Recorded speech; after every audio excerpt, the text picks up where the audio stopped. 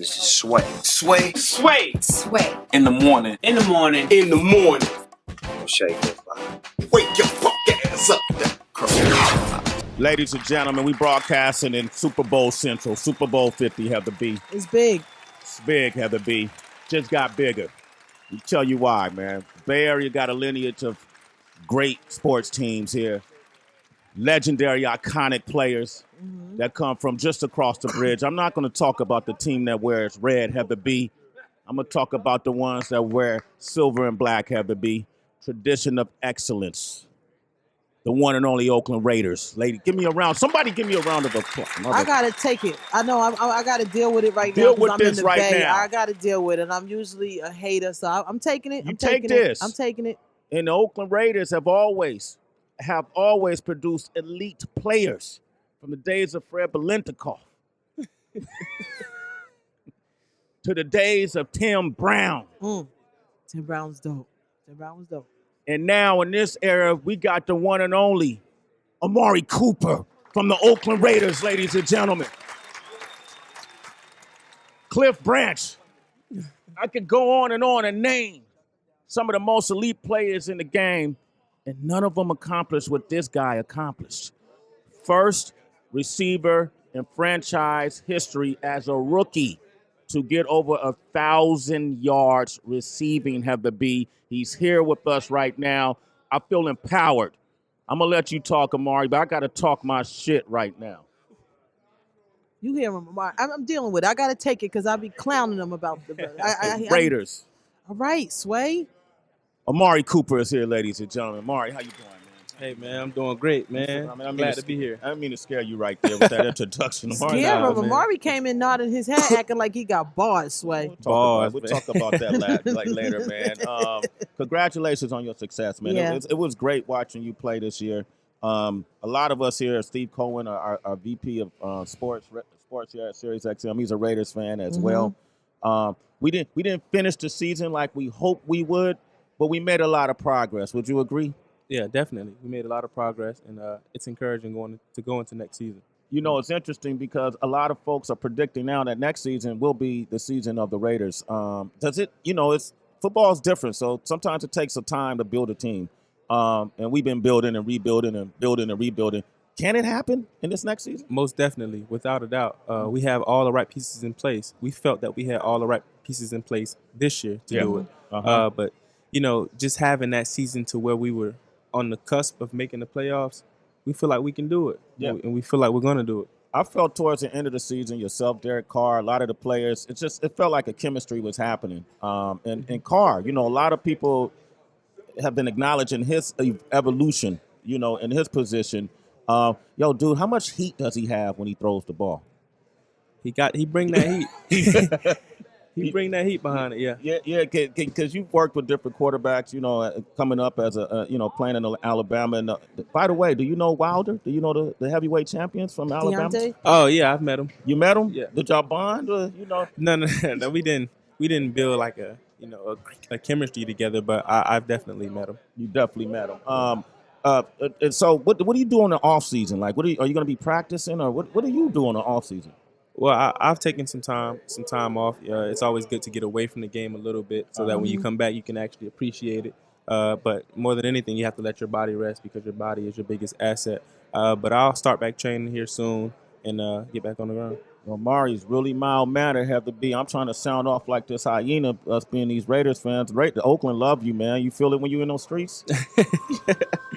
Oh, yeah, definitely. Their fan base really reminds me of Alabama's fan base. Yeah. Very, diehard fans. Yeah, diehard fans. I don't know if you know Amari, but yesterday they designated February 4th as, Sway Calloway Day in Oakland, man. Oh, is that so? Hey, Amari, so next year I hope to see you at Sway Calloway Day. He coughed that out. He coughed that out. You saw that? Yeah, he ain't coming. He ain't coming. Talk to him, HB. I'm gonna talk to him real quick because you talked about building and bonding, and I was just curious. Charles Woodson, he retired. It was his last year. You coming in as a rookie. What did you learn? Because I'm sure you had a chance to build and bond with him. What was the biggest thing you learned, that jewel you got from being around somebody like him? Yeah, Charles, he just goes about his business. You know, he works really hard. You see him. You see what he does to be a great player. Being in the league 18 years, he's still trying to, you know, show what he can do. He's still trying to prove that, you know, he's a hard worker, that, you know, he's a great player. So I just watched him. You know, he spends extra time in everything. He spends extra time in the weight room, in the film room, working his body in the training room. So I try to do some of the same things. So it's like he never shortchanged it, even though he was on his way out. And that's something that you picked up. Like, you know what, maybe another half hour, another 15 minutes. Exactly. Like, and this was every day. I would see him putting in extra work every day, and he knew he was retiring. Right. You know? So he had nothing to prove. It's not like he wanted another contract to come back for a couple of years. So that's just who he was. Right. So. Wow, man, amazing. That's crazy. Hey, Amari, man, you know, Cam Newton, man, he's a friend of the show. He's a citizen of Sway in the Morning. You know, he's been under a lot of strange scrutiny to me. You know, it doesn't make sense to me why it's such an issue that he celebrates, you know, small victories. You know, when you score, you celebrate. You know, can you comment on that? Like, what is that? You know, the other players, how do you feel about that? I think, you know, for one, people are really trendy. So, like, if you know, one person might have, you know, complained about him celebrating, people take a trend and they like to run with it. Yeah. They like to talk about, you know, certain topics. But I it's nothing wrong with celebrating after, you know, a small victory or whatever it is. You know, just like someone would be happy. I believe you have the right to be happy about the gift that you've received. Yeah. And, you know, just like if, you know, someone was going to school, they get an A on the test or a quiz, which is something smaller than the test, they're going to be happy about it. They're going to celebrate about it. I just feel like it's kind of the same way. That's how I look at it. Yeah. So I don't see nothing wrong with it. Like, who is it affecting? You know, nobody. That's what I mean. You know, and I agree with you, man. And I was going to suggest to you, man, because he kind of took that dab and just kind of made it his own, you know. And so I feel like we got to, you know, attach a dance or a new dance or something to Amari. So when you score, because that's good branding now. You know, what you got going, what you got going got on, man? Dance or something? You could call it the coop. No, y'all doing the coop? Nah, I ain't much of a dancer. You know, word? Word, yeah, word. What you listening to right now, man? Who you like? Music-wise. Yeah, I'm old school, man. I'm old school, but I listen to Tupac, Nas, Biggie. I listen to J. Cole a lot from the new school. And yeah, that's pretty much it. Yeah, let me ask you, man. I know you probably gonna try to avoid this question, Amari, because this is probably one of the hardest questions you've ever had as a professional football player. You got bars, son? You got bars? I know he knew this was gonna happen. I feel like he got bars. I feel like everybody who grew up the way that I grew up and they come from neighborhoods that I come from, you know, try to rap at least once in their life. You got a 16, right? And I feel like when I was in that phase and when I tried to do it, I had the talent to do it. Yeah. What was your MC name though? Let's talk about that too though. Bring that out, cool.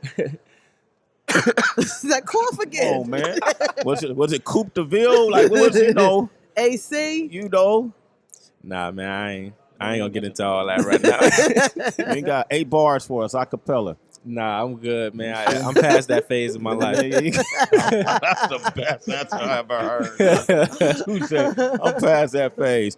I'm sure you guys are allowed to have a favorite, man. I was arguing with people yesterday about this whole Peyton versus Newton battle, and I said, look, I'm a Cam Newton fan, you know, and I'm not a Carolinas fan. I'm definitely not a Broncos fan, being from Oakland. Right. But I would love to see Cam win. Their argument was, nah, man, let's see if Peyton can get one more, you know, out of his system. Cam got a many Super Bowls to win. I said they said the same thing about Peyton Manning. And he got one in, which is you know, a miracle in itself. Right. Who do you think, from your professional expertise opinion, who do you think has the edge, knowing the teams, knowing how they play defense, knowing how they play offense? Who do you think has the edge in terms of the game plan? Well, I played against Denver, and we beat them once. And I know guys, when I was at the Pro Bowl, who played against Carolina, they said that although they only lost one game, that they didn't seem like a tough team to play against. But from the outside looking in, I feel like they're basically unstoppable on offense. Yeah. You know, they can move the chains. They're always driving down and scoring. and their defense is really good as well.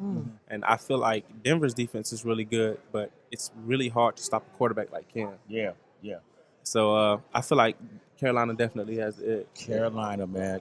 You heard it right here from Amari Cooper, man. If anybody knows, he knows. Congratulations, too, for being one of the Pepsi Rookie of the Year nominees. What does that mean to you, man? Like, all this acknowledgement you're getting. It means a lot. You know, it's something that I set out to do. You know, as a rookie, when I was getting drafted, I wanted to be one of the best rookies. Yeah. You know, to have one of the best rookie seasons. And I feel like I've done that.